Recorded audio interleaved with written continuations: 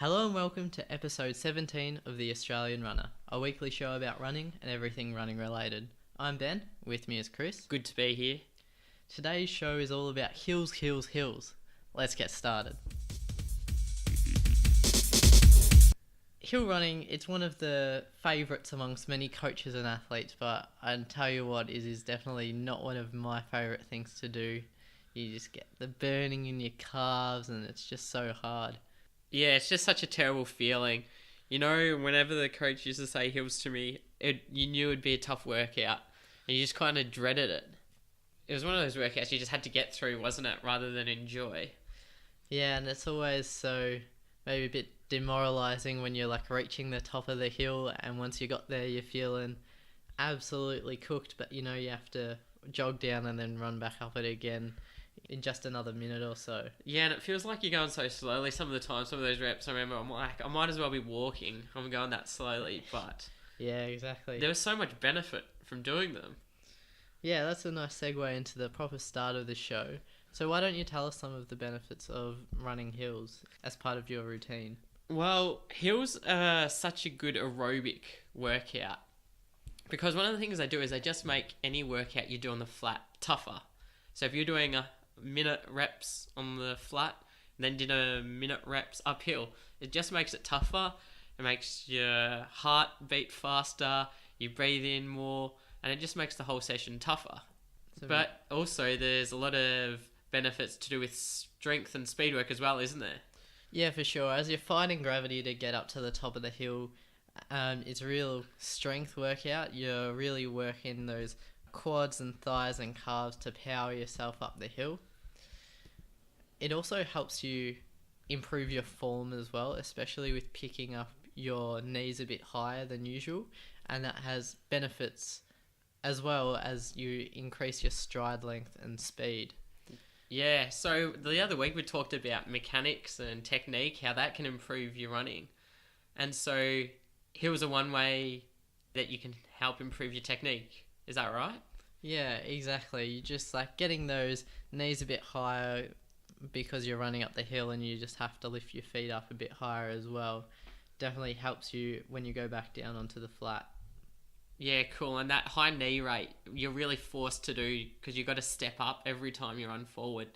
And high knee lift is crucial to fast running, isn't it? So one of the best athletes of the time, the Kiwi Nick Willis, he's a two-time Olympic medalist now after his Rio performance. And I've been following his tweets. One of the things he tweeted within the last couple of months was that he's started becoming a big believer in hill sprints. He says he does 4 to 6 reps of 8 to 10 seconds up about a 10-degree slope. And he describes how that even though they're really fast sprints, it significantly reduced his injury risk as opposed to doing the track sprints. And that's because when you're running uphill, there's less impact going through your legs and muscles because you can't quite run as fast and your step is slightly up. So yeah, your heel strike won't be as far from the ground. It won't come down and smash the ground as hard. Yeah, so that decreased injury risk is so important, especially for those elite athletes who really push to the edge of what their body can do. Yeah, for sure. And it can be useful for novice and amateur runners as well. As he says, he can do shorter reps up a slope. So maybe if you're running out of time or you've got a hill nearby, you can even just make your session shorter but still get the same aerobic and strength benefits as you would from a bit of a longer, harder run. Yeah, the other thing to take out of it is if it's good enough for elites to use, and we spoke about Bonita Willis a couple of weeks ago, how she was a big believer in hill sprints and hill running, and we described one of her sessions and how hills were a core pillar of her training program, that they can easily be used by novices and intermediates and amateur runners, can't they? Yeah, exactly. You just want to take the best parts from the people who run every day or twice a day at the elite level and incorporate that into your routine to make it better. You just want to see what works for the elites, and that's probably what will work for non-elites as well. Yeah, I mean, you can take the hill running and instead of doing the amount of reps and sets and amount of running they do up hills and reduce it to something that you can manage for your fitness level. And you can use hills differently, like we've spoken about in this episode so far, Nick Willis and Bonita Willis. Whereas Nick was using it for more strength and speed with the short, sharp, hard reps up a 10%-ish slope.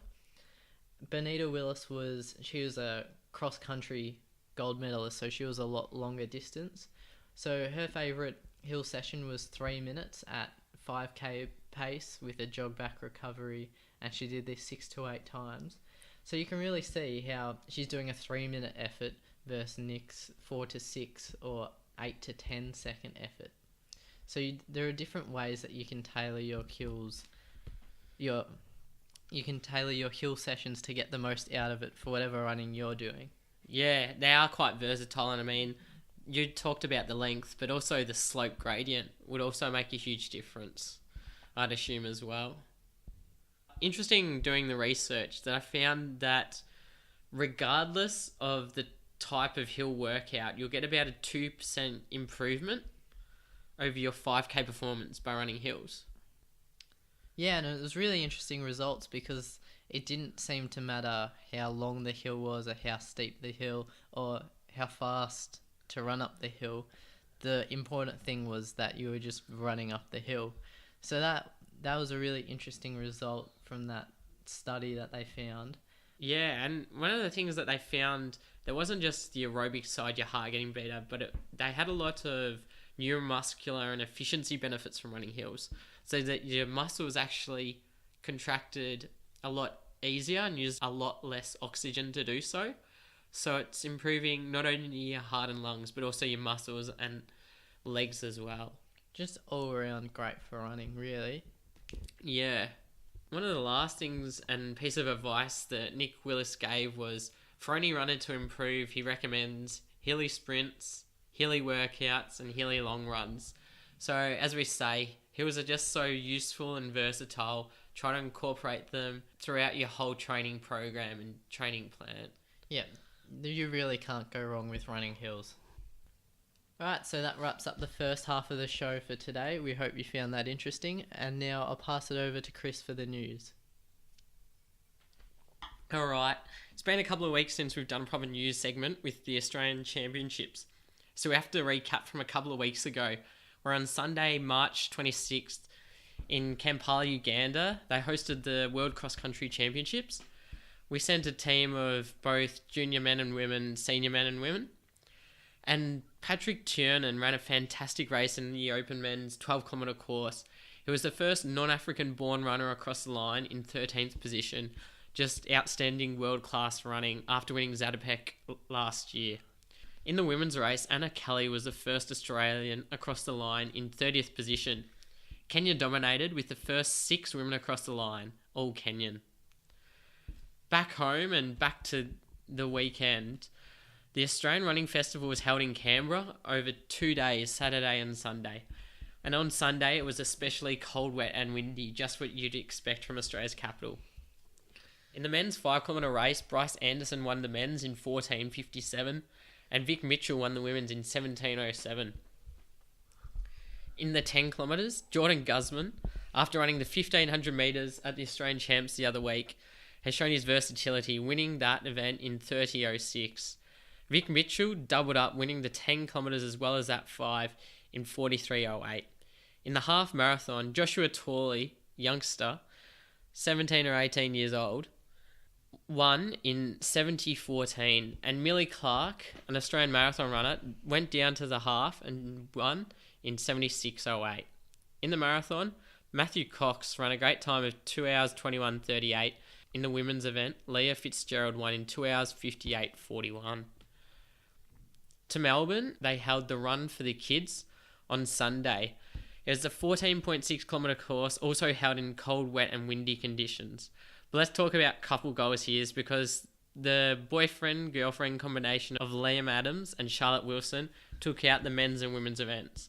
Liam won in 44:28 and Charlotte won in 53:12. Great running from both of them. to America now, and there was a Carlsbad 5,000 meter race. This was a road race held in San Diego, California. 4 Australian male athletes were in the top 10, and Sam McAtee was the first Australian across the line, 3rd overall in 13:51. Cross country has also started in Melbourne, with Olympians Luke Matthews and Peter Ball pulling on their club Guernsey, as well as Australian 800 metre record holder Alex Rowe, who raced over a 5-kilometre course, with Matthews winning the race by over a minute ahead of second place Adam Pike. Rowe was 5th and Ball was 6th. Finally, the team has been announced for the IAAF World Relay Championships to be held in the Bahamas at the end of April. Australia is sending a women's 4x400 metre team, a 4x800 metre team. The men's 4x800 metre team is also being sent, but the men's 4x100 metre relay team is pending on the IAAF roll down selection, where we may get in based on times and in comparison to where we're ranked on a global scale. And that's your news for this week. Thanks for that, Chris. That's it for the show this week. Thank you everyone for listening. We hope you found learning about hills useful and can incorporate that into your running routine. You can find us on iTunes and YouTube as The Australian Runner, and check us out on Facebook and Instagram as well, or head to our website www.theaustralianrunner.com. See you next week. See you then.